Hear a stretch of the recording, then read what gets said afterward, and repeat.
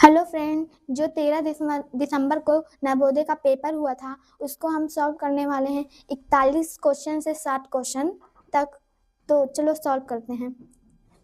41 वाला नंबर कह रहा है 9,999 बटे 1000 का दशमलव रूप है। तो 999 बटे 1000 बटे 1000। फिर हजार में कितने जीरो हैं? 3 जीरो हैं।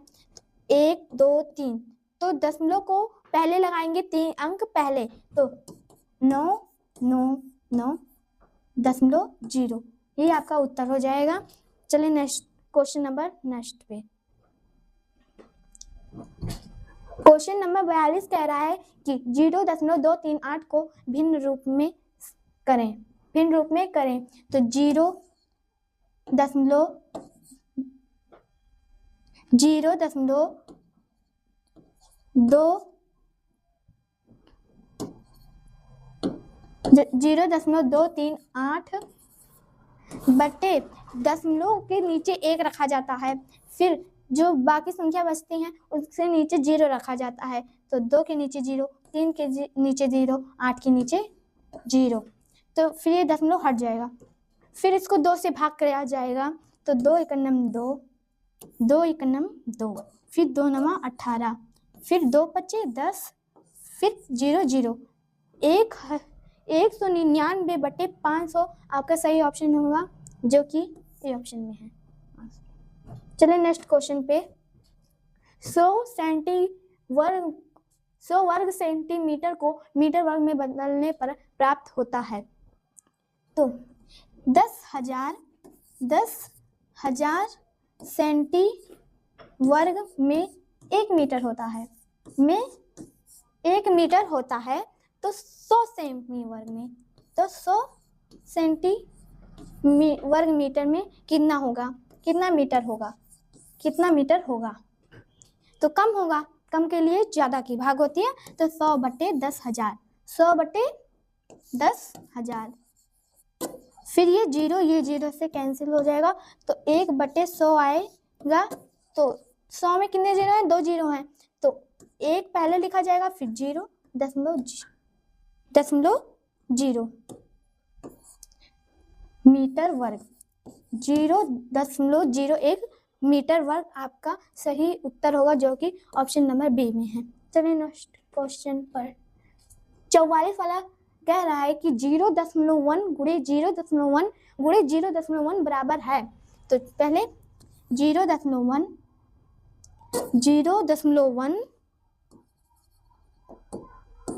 गुणे 0.1 मल्टीप्लाई 0.1, और दशमलव के नीचे पहले लिखा जाएगा 1, फिर 1 के नीचे 0, फिर गुणे दशमलव के नीचे 1, फिर 0, फिर दशमलव के नीचे 1, फिर 0, फिर ये दशमलव हट जाएगा, दशमलव हट जाएगा।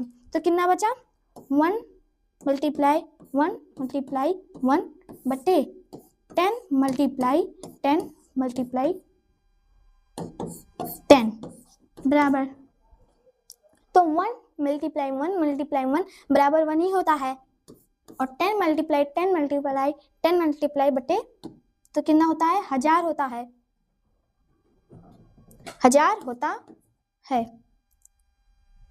1000 होता है। तो कितने जोड़े हैं? कितने जीरो हैं 1000 में? 3, 1 2 3, 1 0 1 2 3 0, 0.001 आपका सही उत्तर होगा, जो कि ऑप्शन नंबर बी में है। चलिए नेक्स्ट क्वेश्चन पर। 45 क्वेश्चन कह रहा है कि 3/2 भागे 3/2 गुणे 2 धन 3/2 बराबर है। तो 3/2 भागे, फिर 3/2, फिर गुणे 2 प्लस 3/2। तो सबसे पहले किया जाता है, भाग किया जाता है, फिर मल्टीप्लाई किया जाता है, फिर प्लस किया जाता है, फिर माइनस किया जाता है। तो इसमें सबसे पहले भाग दिया है, तो 3/2 है, फिर ये उल्टा हो जाएगा, 2/3 हो जाएगा, उल्टा हो जाएगा, तो ये 2/3 हो जाएगा, गुणे 2 प्लस 3/2। ये 2 से कट गया, और ये 3 से कट गया तो कितना आया 1। 1 गुणे 2 प्लस 3/2। अब देखें ये भाग वाला तो हो गया, अब मल्टीप्लाई वाले पे चलते हैं। तो इसमें सबसे पहले मल्टीप्लाई है तो मल्टीप्लाई कर ले, 1 गुणे 2 2 ही होता है, धन 3/2। फिर क्या है धन है, आखिर धन वाला किया जाएगा तो 2 धन 3/2, 2 धन 3/2, इसका आंसर आएगा 2। फिर इसको 2 दूनी 4 धन 3, 4 3 7, 7/2, जो कि ऑप्शन नंबर सी है। चलिए नेक्स्ट क्वेश्चन पर। 0.2 तथा 0.003 का गुणनफल है, तो 0.2 गुणे 0.03 यही है। तो दशमलव के नीचे 1 रखा जाएगा, दशमलव के नीचे 1, फिर 2 के नीचे 0 मल्टीप्लाई, फिर दशमलव के नीचे 1, फिर 0 के नीचे 0, 3 के नीचे 0, ये दशमलव और ये दशमलव हट जाएंगे। तो ये 3 दूनी कितना होता है 6 होता है, और 10 गुणे 10 100 गुणे 10 1000 होता है। तो कितने हजार में कितने जीरो हैं 1 2 3 3 जीरो हैं, तो 6 1 2 3.0 0.06 आपका सही उत्तर होगा, जो कि ऑप्शन नंबर ए है। अब चले 47 क्वेश्चन पे। 64 के सभी गुणनखंडों का योगफल है। 64 के गुणनखंड के 64 1 से भी विभाज्य है, 2 से भी है, 3 से नहीं 4 से है, 5 से नहीं 6 से नहीं 8 से है, फिर 8 से, फिर 16 से है, फिर 16 दूनी 32, फिर 32 से है, फिर 32 दूना 64 से विभाज्य है। तो इसका योगफल ही कह रहा है, इसका योगफल ही पूछ रहा है। तो 1 + 2 + 4 + 8 + 16 + 32 + 64। तो 2 1 3 4 3 7 7 7 14 1 15 15 और 16 कितना हुआ 31 32 और 31 कितना हुआ 63 + 64 कितना हुआ 127। यही आपका आंसर है, जो कि ऑप्शन नंबर सी है। चलिए नेक्स्ट क्वेश्चन पर। 48 क्वेश्चन कह रहा है 20 और 30 का सबसे बड़ा वर्ग गुणनखंड है। तो सबसे बड़ी संख्या इसमें देखना है। सबसे बड़ी संख्या इसमें 25 है, तो 25 20 और 30 से विभाज्य नहीं होगी। तो फिर देखना है, ये तो बिल्कुल नहीं होगा। फिर इसमें से देखना है कि कौन सी सबसे बड़ी संख्या है। इसमें से 10 सबसे बड़ी संख्या है, तो 10 20 से भी विभाज्य है, 30 से भी विभाज्य है, तो ऑप्शन नंबर सी आपका सही होगा। चलिए नेक्स्ट क्वेश्चन पे। 49 वाला नंबर कह रहा है निम्नलिखित को सरल करने पर प्राप्त होता है। तो 6.082, फिर धन 60.82, फिर धन 608.2 माइनस 0.6082। तो देख लेते हैं सॉल्व करके। देखें ये प्लस वाला है, जिसके आगे कोई साइन ना हो वो प्लस माना जाता है। ये भी प्लस है, ये भी प्लस है, तो प्लस प्लस को पहले जोड़ा जाएगा। 6.082, फिर 60.82, फिर 608.2। दशमलव के नीचे दशमलव रखा जाता है, फिर 2 में 0 जोड़ोगे तो 2 आएगा, 8 2 10 होता है, फिर एक कैरी हो गया, 8 2 10 1 11, फिर एक कैरी, फिर 14 1 15, फिर एक कैरी 7, इतना हो जाएगा 675.102। तो 6.102 में से 0.0 0.0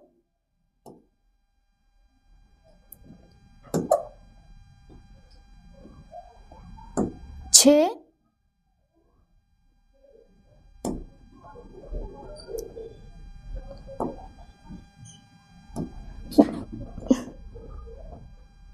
0.6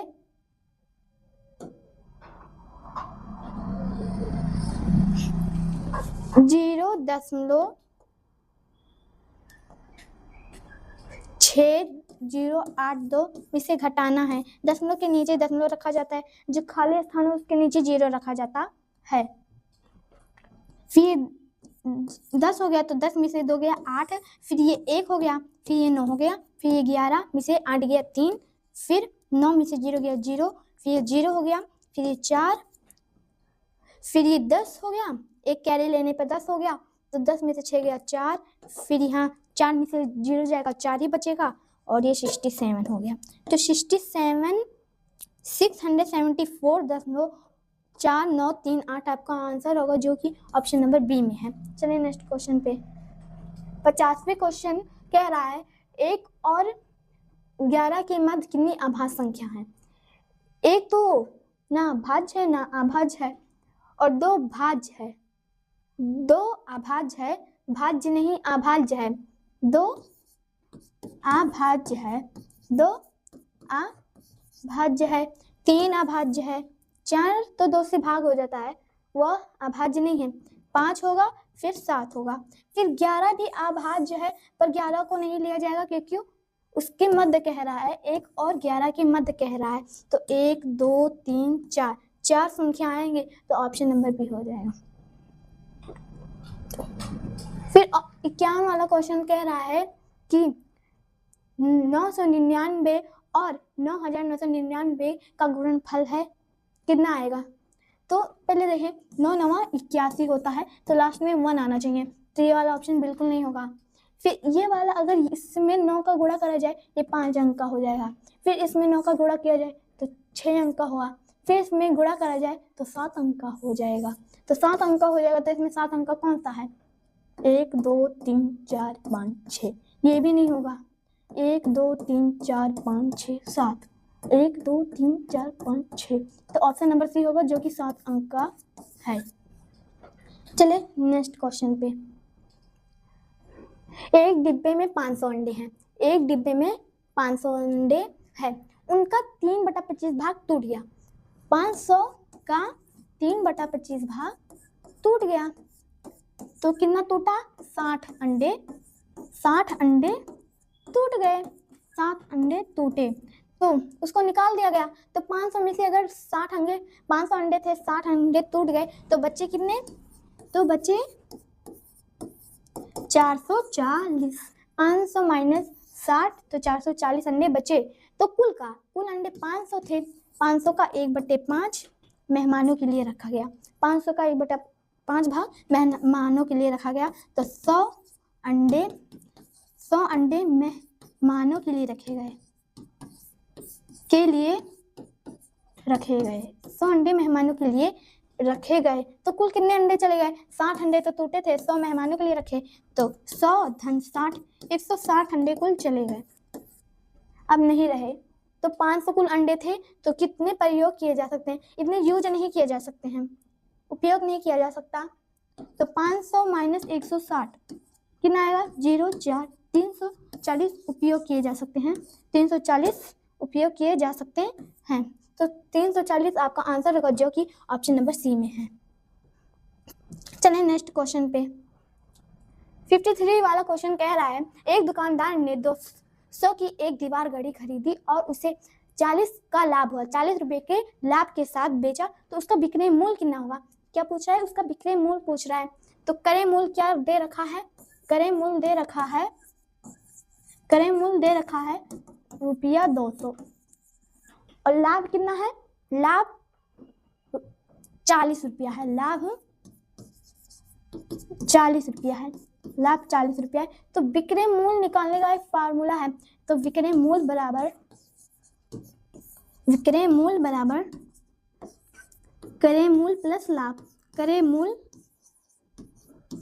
प्लस लाभ, क्रय मूल्य प्लस लाभ, तो क्रय मूल्य कितना दे रखा है, क्रय मूल्य दे रखा है 200, तो क्रय मूल्य 200 दे रखा है, क्रय मूल्य 200 दे रखा है, और लाभ कितना है 40 रुपया, लाभ 40 रुपया है, तो आपका विक्रय मूल्य निकल जाएगा 200 + 40, 240 रुपया आपका विक्रय मूल्य आ जाएगा।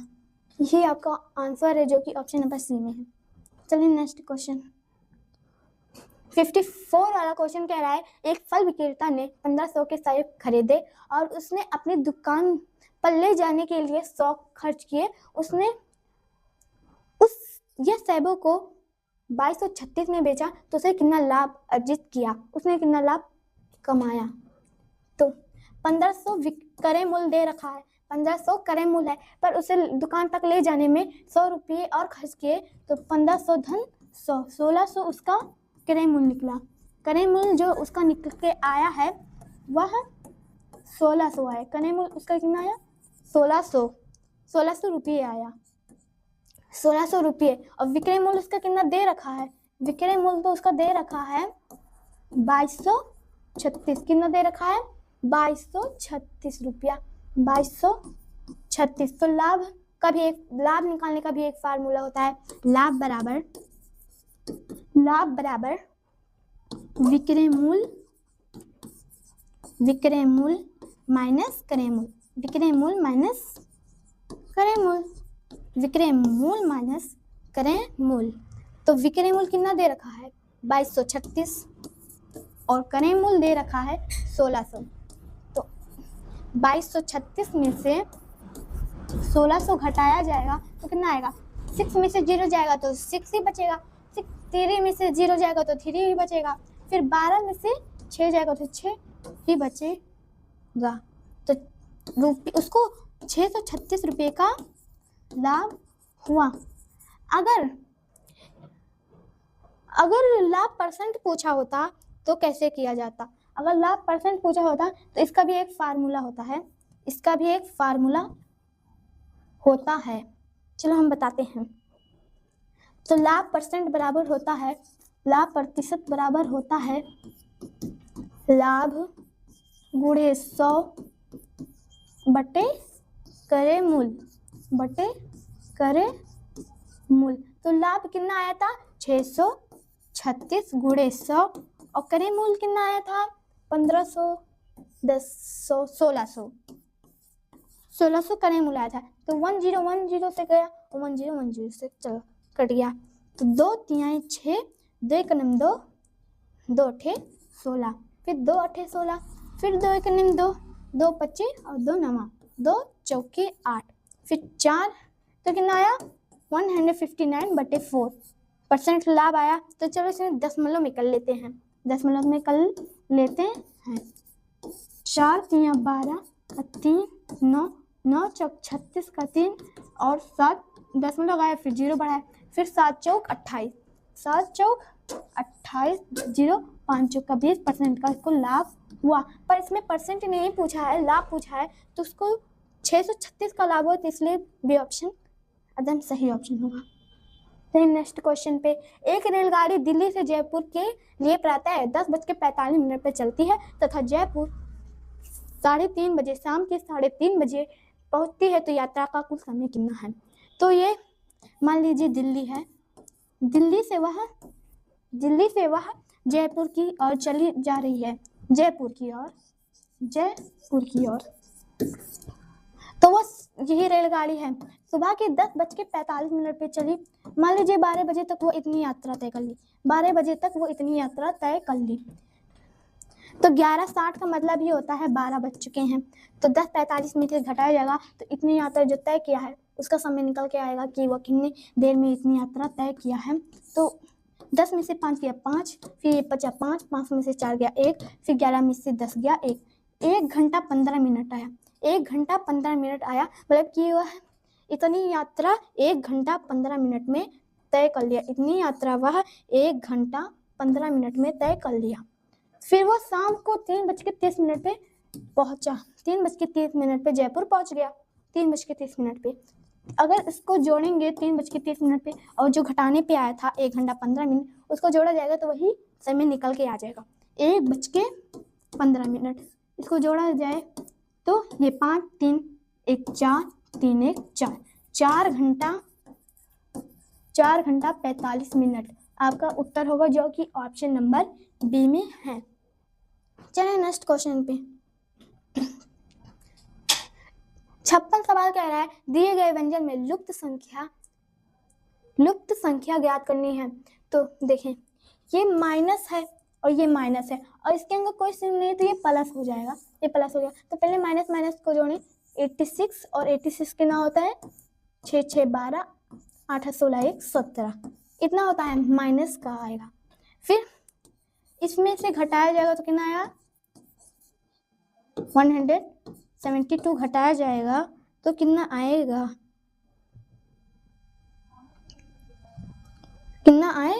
इसमें से घटाया जाएगा तो कितना आएगा। तो 4 में से 2 गया 2, 9 में से 7 गया 2, फिर 3 में से 2 गया, 3 में से 1 गया 2, 3 में से 1 गया, 3 में से 1 गया 2, फिर ये हो जाएगा 8 और 5, फिर कितना है 86। तो इसकी जगह पे मान लीजिए x है, मान लीजिए इसकी जगह पे क्या है x है, तो a8 ये बराबर 58 और 22 2 के बराबर हो जाएगा। तो x बराबर 58222 बचे 86 से भाग किया जाएगा तो 29, फिर 1 2 बटे 43 आएगा। तो 43 को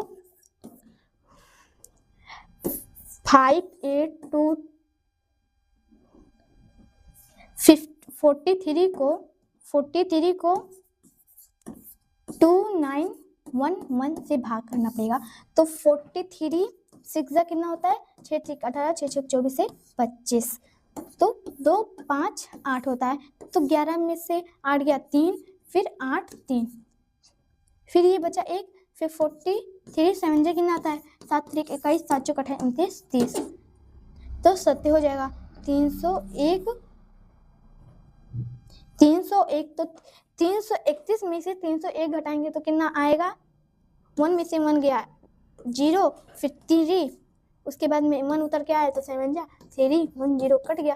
तो इसका मतलब 377 यही आपका आंसर होगा, जो कि ऑप्शन नंबर ए में है। चलिए नेक्स्ट क्वेश्चन पे।